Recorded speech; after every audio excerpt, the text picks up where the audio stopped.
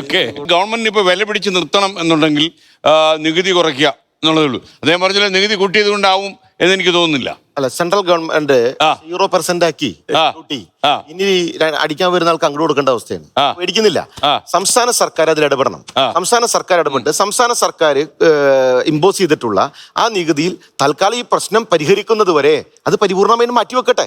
നേരത്തെ അങ്ങ് പറഞ്ഞ പോലെ തന്നെ ഇതിന്റെ വരവ് കൃത്യമാകുമ്പോ കാര്യം കറക്റ്റ് ചെയ്യാം. രണ്ടാമത്തെ ഒരു സുപ്രഭാതത്തില് നമുക്ക് പോയിട്ടത് എല്ലാം കെട്ടിപ്പൂട്ടി എന്ന് പറയാൻ പറ്റില്ല ഒരു സർക്കാരിന്. അതുകൊണ്ട് തന്നെ അമ്മ നേരത്തെ പറഞ്ഞ പോലെ ഗാർഹികത്തിനാണ് കൂടുതൽ പ്രാധാന്യം കൊടുക്കുന്നത്. അതുകൊണ്ടാണ് ബിസിനസ്സുകാരായിട്ടുള്ള ആളുകൾക്ക് അവിടെ കുറച്ച് റെസ്ട്രിക്ഷൻ ഉണ്ടായത്. കാരണം ആ ഗാർഹിക കാര്യങ്ങൾ 10 ദിവസം 20 ദിവസം റൊട്ടേഷൻ വന്നില്ലെങ്കിൽ ആ പ്രയാസം ഉണ്ടാവുന്നതുകൊണ്ടാണ് 1.5 കുറ്റിയും വെച്ചിട്ട് നമ്മൾ ഓരോ ദിവസം റെസ്റ്റോറന്റ് തള്ളിക്കൊണ്ട് പോയിക്കൊണ്ടിരിക്കുന്നത്. 2 കുറ്റി അല്ലെങ്കിൽ മാക്സിമം 1 കുറ്റി ഒക്കെയാണ് കിട്ടിക്കൊണ്ടിരിക്കുന്നത്. 85% ഉപയോഗിക്കുന്നത് ഡൊമസ്റ്റിക് അല്ലേ, 15% കൊമേഴ്സ്യൽ ഉപയോഗിക്കുന്നുള്ളൂ.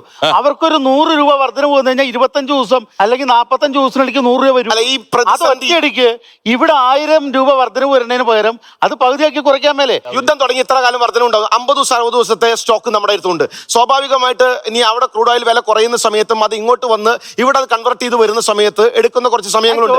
നമ്മുടെ ഇന്ത്യ മഹാരാജ്യം വളരെ സേഫ് ആയതുകൊണ്ട് ഒറ്റ കാര്യം പറയട്ടെ.